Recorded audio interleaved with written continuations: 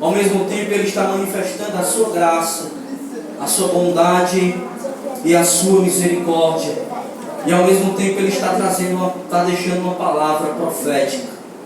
Aqui a gente se depara com Jesus. Jesus aqui Ele está saindo de acabar de participar de um jantar na casa de um fariseu, a qual ele foi convidado. E quando ele está saindo, e uma multidão acompanhando ele, e ali eles conversando, como Jesus sempre gostava de estar instruindo, ensinando o povo. No verso 14, no verso 13, no verso 14, capítulo 14, verso 14, ele está concluindo um sermão, uma orientação, e ele fala no verso 14: feliz será você, porque este não tem como retribuir. A sua recompensa virá na ressurreição do justo. Jesus está se referindo ainda também a respeito de banquetes, no capítulo, aqui alguns versículos anteriores, a qual Jesus está ensinando e orientando a respeito de quando chegar em uma festa, o lugar a qual procurar para se sentar. E aqui Jesus também está orientando e falando a respeito de você oferecer uma festa. E ele diz: olha, que galardão você terá se você faz uma festa e chama só pessoas ilustres, porque você sabe que elas também poderão lhe recompensar da mesma maneira. Mas ele fala que galardão maior você terá quando você fizer uma festa e você sair convidando pessoas. E aí ele vai falar no verso 12: então Jesus disse, os que o tinham convidado: quando você der um banquete ou um jantar, não convide seus amigos, irmãos ou parentes, nem seus vizinhos ricos. Se o fizer, eles poderão também, por sua vez, convidá-los, e assim você será recompensado. Mas quando der um banquete, convide os pobres, os aleijados, os mancos e os cegos. Feliz será você, porque estes não têm como retribuir, e a sua recompensa virá na ressurreição do justo. Então perceba que Jesus, os ensinamentos de Jesus é sempre entrelaçado uma coisa com a outra, e é sempre ele ensinando e mostrando para um grupo de fariseus e dos doutores da lei. Quando você começa a ler o capítulo 14, você vai perceber que tem um grupo de fariseus e um grupo dos doutores da lei, e Jesus está instruindo e falando para este povo. E quando um daqueles que estão presentes escuta Jesus falando essas palavras no verso 14, sobre a respeito da ressurreição do justo, no verso 15 que nós lemos, ele começa a falar. Ao ouvir isso, um dos que estava à mesa com Jesus disse: feliz será aquele que come no banquete do reino de Deus. Ele está falando: olha, feliz será aquele que vai participar do banquete do reino de Deus, porque era assim como os judeus, eles observavam, eles viam, eles interpretavam a respeito do reino de Deus. Era como um banquete, era como uma festa que era pronta, que era colocada. E aqui eles estão falando isso, eles estão compreendendo e se identificando com tudo a qual eles estão falando. Mas eu acho muito lindo Jesus, porque Jesus ele começa a instruir este povo. Jesus ele começa a ensinar, porque quando este homem está falando, feliz aquele que come no banquete do reino de Deus, eles estão se referindo apenas dos judeus. E os judeus eles tinham a sensação de que por eles serem escolhidos, o povo de Deus, eles não estavam despreocupados a respeito da sua salvação, a respeito do reino de Deus, a respeito de viver com o Senhor. Para eles, por eles ser apenas já o judeu, fazer parte do reino, do povo de Deus, para eles já era suficiente, e para eles já estavam salvos. E é aonde Jesus ele começa a falar através desta parábola. Agora Jesus, no verso 16, ele disse: Jesus respondeu: certo homem estava preparando um grande banquete e convidou muitas pessoas. Na hora de começar, enviou o seu servo para dizer aos que haviam sido convidados: venha, pois tudo já está pronto. Perceba, meus irmãos, que aqui o texto está se referindo e falando, quando Jesus começa a falar a respeito desta parábola, Jesus está falando: um certo homem estava preparando uma grande banquete, ou uma grande grande ceia. Perceba que este banquete já estava sendo preparado, porque Jesus já tinha enviado. Jesus está se referindo aqui que este homem, ele já tinha feito o convite, e os convidados já tinham recebido o convite que tinha recebido deste homem. É por isso que este homem, ele começa a preparar o banquete. Você não vai fazer uma festa sabendo quem vai vir para a sua festa. Você primeiro faz uma lista de convidados. E nessa lista de convidados, se você tem 100 convidados, quando chega no dia da festa, você começa a preparar aquilo que você vai oferecer para eles. Por quê? Porque você já fez o convite. É impossível você fazer aqui, preparar aqui um banquete e depois sair convidando 200 pessoas e sem saber se essas pessoas vão atender o seu convite. Você vai fazer uma festa em cima daquilo que você já tem certeza. Você faz o convite e começa a entregar. Então este homem, ele já tinha feito o convite e ele já estava preparando esta ceia. E quando ele prepara a ceia, ele chama o seu servo e diz: olha, já está tudo pronto. Agora vá lá aquelas pessoas que eu já fiz o convite e fale para eles: olha, já está pronto.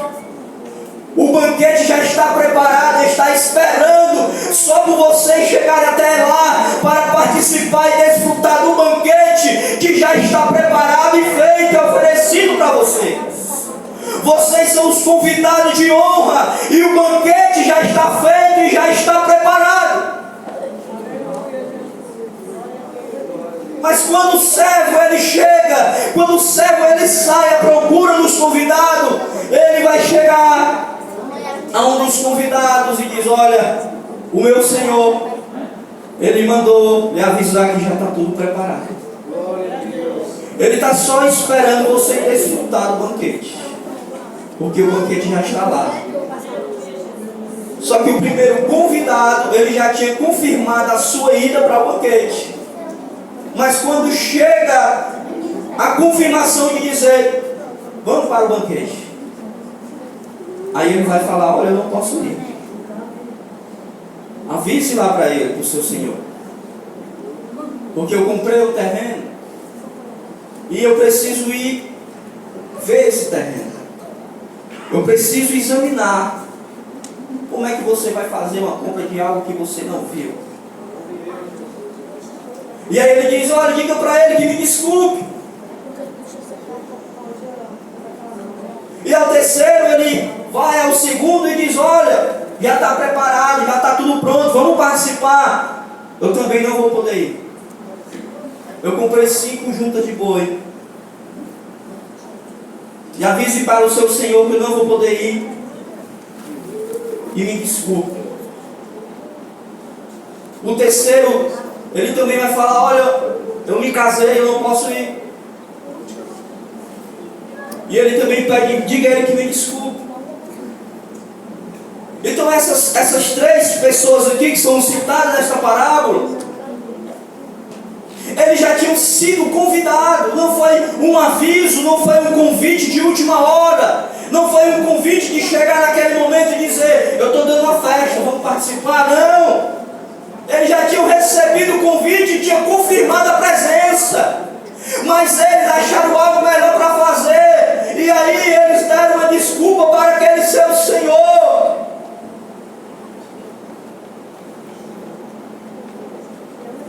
Por quê? Porque eles achavam que haveria uma outra oportunidade para participar daquele banquete. Só que aí é onde está o perigo. É de muitas das vezes nós desprezarmos a oportunidade que o Senhor nos dá para servir, para adorar, para bem dizer o seu nome, achando que no outro dia terá outra oportunidade, e muitas das vezes essa oportunidade não chega mais. Aleluia, verdade, Senhor. Aleluia. Nós se identificamos muito com essas pessoas aqui, porque nós achamos que já estamos dentro da casa do Senhor, estamos vindo para o culto, servir a Deus, e achamos: não, eu já faço isso, então eu já me encontro salvo.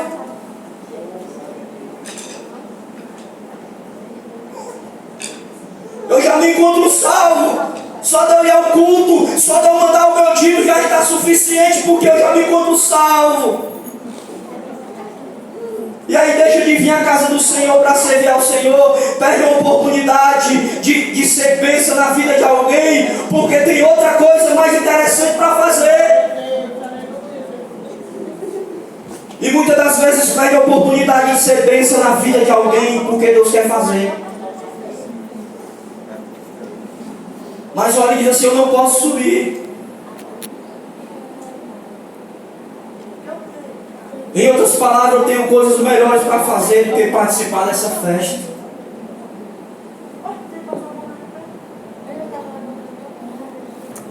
E a grande realidade é que tem muitos que estão desprezando a ceia do Senhor por outras coisas. Glória a Jesus. Que não tem prazer de participar da celebração da ceia, porque tem outras coisas mais importantes, mas as coisas mais importantes não tem nada a ver com o reino de Deus. É verdade, Senhor. Tem apenas a ver com seus negócios particulares, que sacia apenas o seu ego, o seu egoísmo. Aleluia. Aí menospreza a mesa do Senhor. Tenhamos cuidado com isso, meus irmãos. Sabe por que nós precisamos ter esse cuidado? Porque quando nós levamos uma vida, achamos que por conta de nós vivemos uma vida rotineira, religiosa, e achamos que nós já temos o céu, tenhamos cuidado para que quando nós chegarmos diante dele, ele dizer: eu nem sei quem é vocês.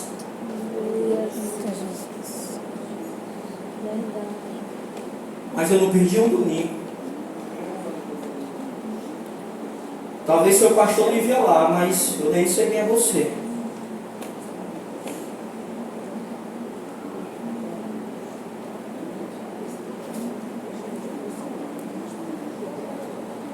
O convite está feito.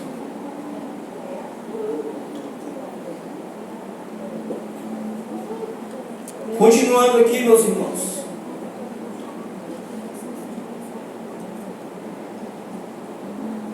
Essa negação de ir à ceia, de participar do banquete, era uma falta de desonra ao anfitrião que estava convidando. Porque eles tiveram tempo de dizer assim: olha, o seu convite é muito agradável, mas eu tenho uma junta de boi para olhar, não posso ir. Mas eles aceitaram o convite, mas não quiserem participar da ceia, não quiserem participar do banquete. Sabe qual é o perigo de nós recusarmos o convite do Senhor? É que nós podemos ficar de fora. E o texto aqui é bem claro a respeito disso. Quando ele chega com a desculpa daqueles homens, daquelas pessoas, o Senhor diz assim: olha, faz o seguinte, sai pelas ruas, sai pelos becos, procura os aleijados, os cegos, os pobres, os mancos, tragam todos para participar da minha ceia. E assim o servo sai. E quando o servo chega, ele diz: Senhor, já fiz o que o Senhor falou, mas ainda há lugar. E o Senhor diz: pois saia novamente, vá às ruas, vá aos becos, às vielas, faça com que eles entrem, que eu quero toda a minha casa cheia. Mas ele deixa uma advertência no verso 24: eu lhes digo que nenhum daqueles que foram convidados provará do meu banquete. Aqui Jesus está fazendo uma palavra, está dando uma palavra profética. Porque há uma promessa da boda do Cordeiro. a qual o Senhor Jesus ele promete ele voltar para levar a sua igreja, para estar junto com ele e junto com ele participar das bodas do Cordeiro. Mas quem é que vai participar das bodas do Cordeiro? É aqueles que atendem o convite do Mestre. Aleluia, Senhor. É aqueles que quando o Mestre convida para participar, ele vem diante do Mestre e diz: eu estou aqui, Mestre, eu quero participar do banquete, eu quero estar no banquete presente para participar diante do Senhor.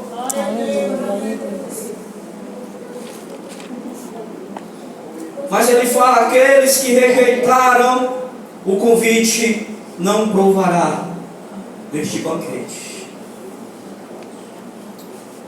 E quando nós observamos esta parábola, Jesus está dando a lição para os judeus,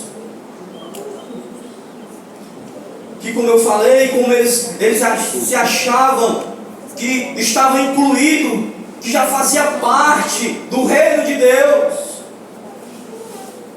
Não, já faço parte. Mas Jesus está escrevendo essa parábola dizendo que para os convidados, aqueles que o Senhor os chamou, eles desprezaram o Senhor. E foi preciso o Senhor ir buscar a outros que recebessem o seu convite. E aí quando nós começamos a olhar para João capítulo 1, no verso 12, bastante conhecido pela igreja, porque ele veio para os seus e os seus não receberam, mas todo quanto aqueles que creu, recebeu Deus o poder de ser chamado filho de Deus.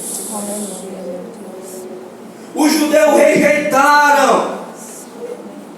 Nessa parábola Jesus ele não cita o nome, mas ele está dizendo isso para estes judeus: vocês estão rejeitando o convite do Senhor, e por conta de vocês acharem que são honrosos, que têm direito disso, vocês vão perder o privilégio, o direito de vocês, e vai vir outros que vocês rejeitam. Quem é esses aleijados? Quem é esses cegos? Quem é esses pobres?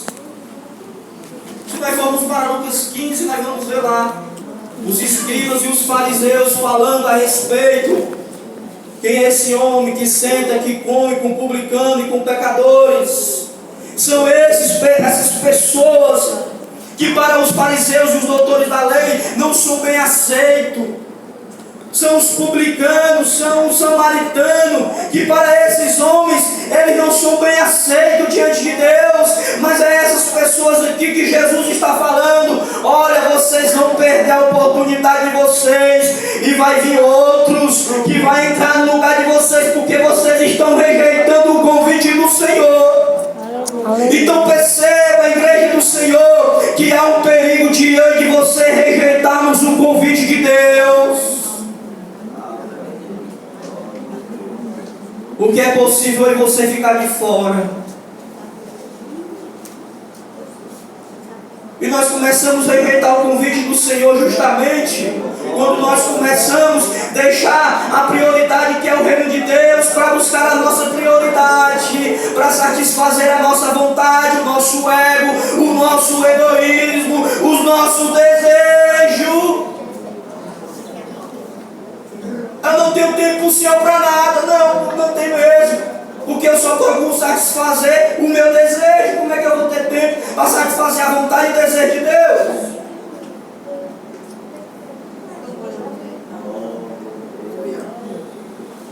Aí quando pensa que não, está abandonando o convite do Senhor. Aí o Senhor fala através do culto de doutrina, fala nos cultos de domingo, fala nas orações. Aí o coração já está caracterizado, a mente já está endurecida. Aí vai levando a vida e cada vez se afastando do Senhor. E o Senhor convidando, o Senhor chamando. Aí quando pensa que não,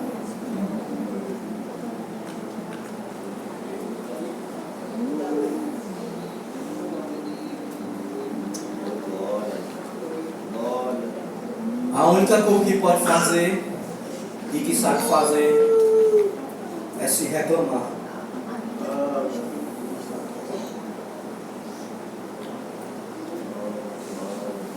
Pessoas secam, vazias de Deus, porque não prioriza ter uma vida com o Senhor.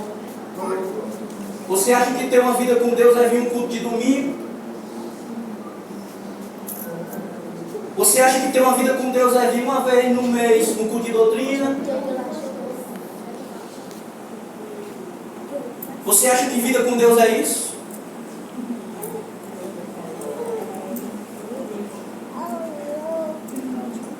Aleluia. Grande Deus. Se você acha que é isso,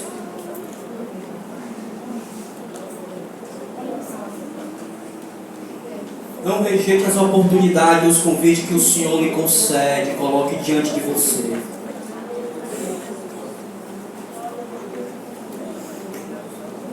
Porque Ele não lhe chamou para fazer parte de um clube social, porque a igreja não é um clube social.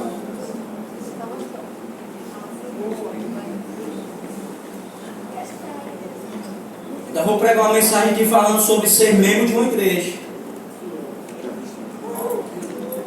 O que é ser um membro de uma igreja?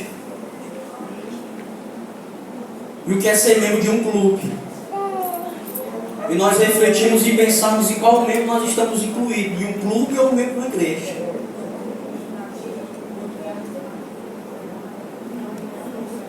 A falta de reverência na casa do Senhor diante do culto.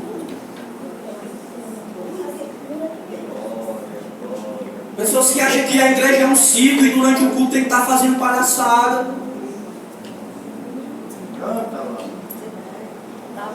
A igreja não é circo e o altar não é um auditório para estar fazendo palhaçada. E ainda tem pessoas que sobem em cima do altar e ficam falando mentira para tirar a risada da igreja. Vigia, igreja. Aqui é um espaço de adoração ao Rei dos Reis e Senhor dos Senhores. Aqui não é um lugar para nós estarmos fazendo palhaçada para tirar riso de ninguém, não. Aqui é um lugar para nós adorar o Rei dos Reis e Senhor dos Senhores.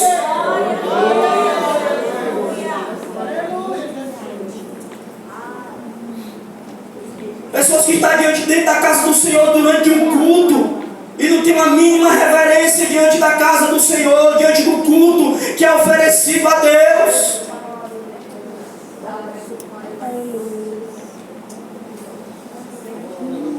Precisamos ter este cuidado, meus irmãos. O nosso Deus, Ele é santo. Não foi santo só no Velho Testamento. Ele é santo ainda hoje. Ele requer de nós santidade a Ele.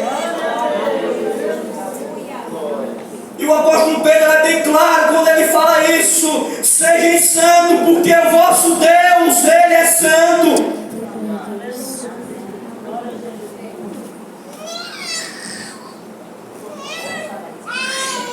Temos que acabar com esse negócio dentro da casa do Senhor.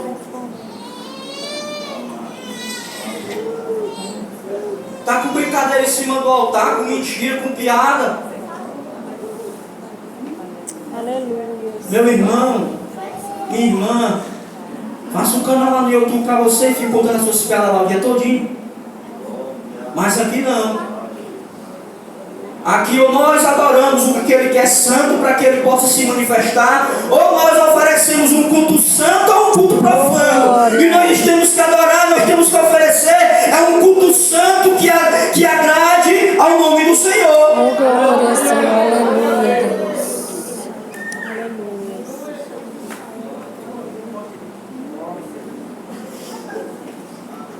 O culto tem que ser santo. Não é para agradar o irmão, não é para agradar o pastor nem o obreiro. O culto tem que ser um culto agradável ao Senhor. Porque se o culto não for agradável ao Senhor, nós estamos perdendo tempo neste lugar, porque Ele nem recebe.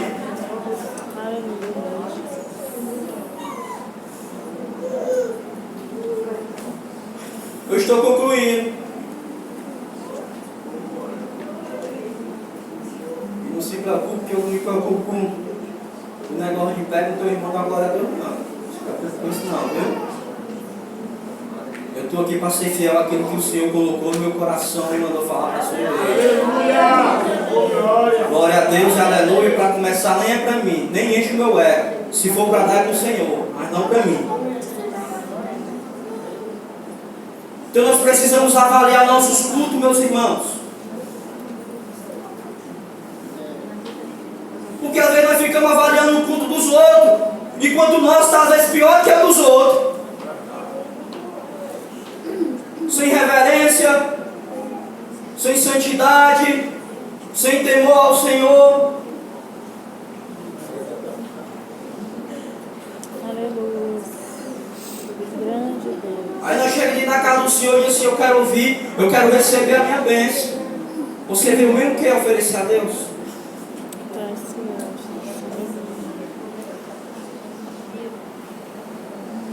Aqui não é um circo para ter palhaçada. E muito menos uma praça de conversa, de passeio, para ter conversa no meio do culto, da palavra de Deus.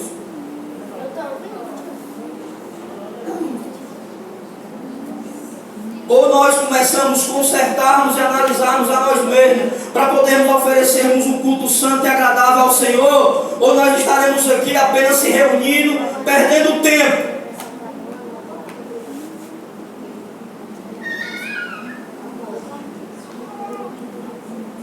Perdendo tempo.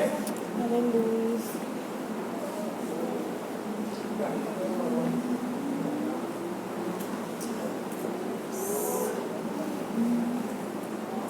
Se este lugar é consagrado ao Senhor, então tudo aquilo que é feito, o que tem que ser, é voltado para Ele. Com reverência, obediência e santidade. Porque como diz o escritor aos Hebreus, sem santidade ninguém verá o Senhor.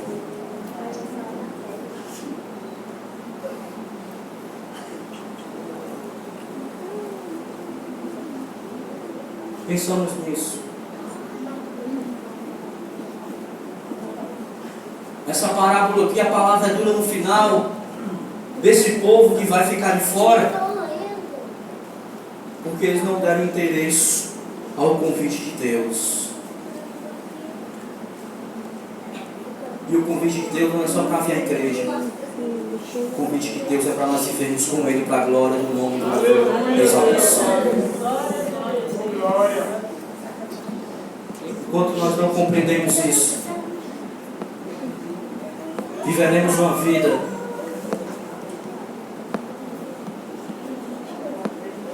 que um dia estaremos louvando a Deus. Glória a Deus. E o resto do mês estaremos profanando contra Ele. Deus. Que vida eu e você devemos viver diante do Senhor? Uma vida de santidade, uma vida de profanação. Glória, glória a Deus. Glória, glória a Deus e aleluia. Pensamos nisso.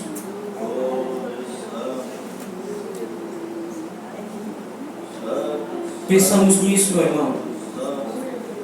Pensamos nisso, minha irmã.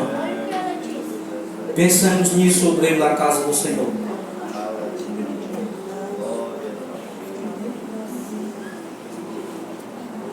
Que este lugar seja um lugar repleto da glória e da presença Glória a de Deus. Deus. Aleluia.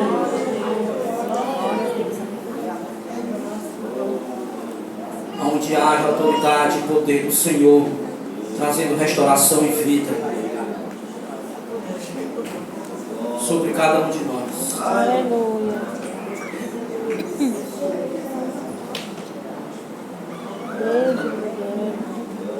Eu concluo falando que possamos guardar o nosso pé quando entrarmos na casa do Senhor. Aleluia. E que quando nós saímos da casa do Senhor, não guardemos só o nosso pé, mas guardemos o nosso coração, mente e todo o corpo, para vivermos para a glória do nome dele. Que Deus abençoe em nome de Jesus.